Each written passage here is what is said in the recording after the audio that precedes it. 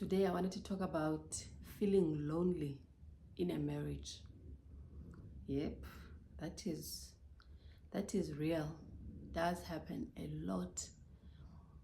And it's not because the other person is not there physically. Physically they are there, but then emotionally they've tuned out.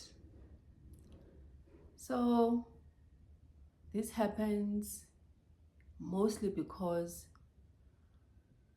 we have not studied and learned others' love language.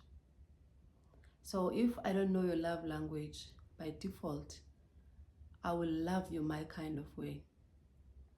I won't take time to study and learn your kind of love. So love languages, there's 5. It's quality time, it's acts of services, it's touching, it's words of affirmation, and it's gifts, buying of gifts. So if I don't take time to learn it, when your love language is quality time and mine is acts of service, I will do acts of service like help you clean the house, make you breakfast, instead of spending actual time maybe sitting and talking for real. And it won't register with you. You won't feel as loved, even though there is something that I'm doing, but because I'm not speaking to your heart, therefore it's as if I didn't do it. And when I don't get appreciation for my efforts, it's because you are not doing the thing that speaks to my heart. So this is a challenge for so many marriages, especially for mine. And also another thing that makes one feel lonely in marriage is resentment that has been built over time. So resentment in terms of that shows up as fears that were never addressed. If you have a fear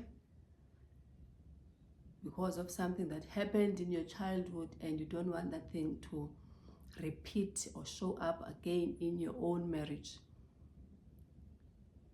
and now that fear, it could be maybe I'm not a good husband, I'm not a provider, my family is not, or maybe you want your family to feel safe, you want to provide for your family, but then if these things, if the fear is realized, is manifested,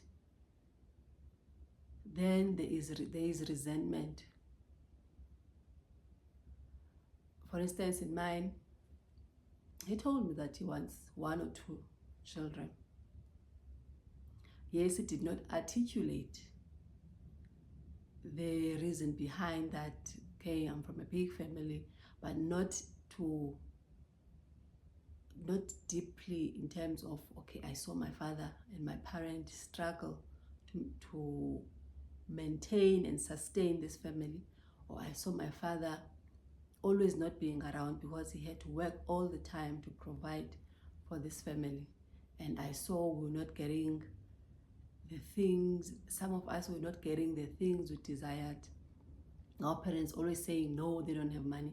Those could be real fears that a person can have in a marriage and say, I don't want that to repeat itself. But then when it shows up, when it does happen, because now you have been so focused on it, whatever we focus our attention on, whatever we fix our eyes on, we magnify it. Therefore, when it magnifies, it's going to be evident, because it's so big, it's going to show up. Even though you don't want to go that direction, because you are fixated on it, you will go that direction. So when you are saying those things now, 1 or 2 children, and I kept on coming back and saying another one. And it's not like I was even hiding and just tricking him and saying, oh, oops, pregnant again. It was something I would say to him and say, okay, I would like for us to have another child, another child, another child. And also I had my own reasons. Yes, I wanted a big family, but there was also an underlying brokenness of pleasing, people pleasing, to say, I want to please this family. I want them to accept me. I want to belong. And traditionally, when you have children, boy children, as a makoti, you are more prone to be accepted by your in-laws. So then the resentment from that now on his side, yes, both sides, the resentment was there, but the resentment on his side in terms of now having these children, but that was never addressed, that was never communicated. And then now you add again more resentment because I left my job because I felt that like he did not care. I was telling him about the issues, dreading to go to work, not feeling safe, all these things that were happening at work, and I felt like his work only is the one that mattered the most, more than mine. He did not see mine as, that was what I felt, that like as a real thing. But even though it was bringing money, it was helping to sustain the family. So when he then was not considering what I was saying, then I took it upon myself and just quit my job. And then that added more resentment because now it became reality for him that I really cannot take care of my family. I am struggling to take care of my family. The burden is too much for me to carry.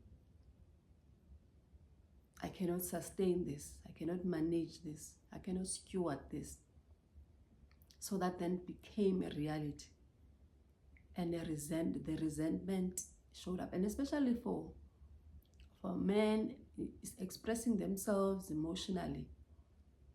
Because men, yes, want respect. Women want love. Therefore want that emotional expression. Want you to speak to my heart. I want you to speak to my heart. Men with ego, they want us to speak to their head. That doesn't mean that they are heartless, but it's how they are built, how they were manufactured. So for me, if you're not going to speak to my heart as a woman, I will feel a detachment. I will feel lonely because you are not addressing the issues of my heart. And for men, it can also be easy to tap out and find a substitute, like going out with friends, being hard at work, just always being occupied with something to keep the time moving, so that you are not addressing the real issues, the real concerns that are at home. But you're not addressing the real concerns that are there at home. You are occupying yourself with all of these things. Then it can feel so lonely for your spouse. You can feel like they are alone in this marriage. And especially when they are making efforts. They are making efforts to try and bridge the gap, to try and make amends, and those efforts are not being realized because they are hitting a wall. They are hitting the ego of a man. They are hitting the pride of a man. Therefore now, because he's emotionally detached, and he does not want to look at himself and say, why can't I move past this? Why am I this angry? Why am I this resentful? Where are these fears coming from? And how are they showing their ugly heads in my marriage, in my household? So if we're not going to self-reflect and go deep, not just the surface level, but go deep to the root, and uproot that root of those fears of rejection, of abandonment, whatever it is for you. So if you're not gonna go deep and uproot it, it will always linger, it will always affect your marriage. So this has been the case for me. This has been the case for me. That resentment that has built, that emotional detachment, and it has been like 4 months not speaking to one another. Imagine. Truly imagine. And now there are things that were said, that he spoke, that were unpleasant, hurtful, unnecessary. And that ego again is not making him realize and say, okay, I'm sorry, I said these things, but instead he's holding on to his resentment, and that resentment, he's justifying what he said by the reason that he is resentful and he's hurting. Yes, you can hurt as a man. Hurt, we all hurt, but you don't have to be physically, sexually, emotionally abusive. You don't have to be abusive. You can speak your case, you can speak your heart, and say the things that have hurt you, and say the things that, if it was disrespect, and say that disrespect, that I felt disrespected here, and I will not tolerate such behavior or such a mannerism. You can speak those things, speak your heart, but it doesn't have to be an attack on another person. If they satisfy you or don't satisfy you, stupid or not stupid, psychopath. And so it really doesn't have to be, because now you are making it bigger now, and you are making it so personal. Because now we're talking about issues outside ourselves, behaviors, and now you are attacking the individual, you are attacking the person. Of course, it's gonna hurt when you are attacking the person and not attacking the behavior. So we need to really learn to be emotionally matured, learn to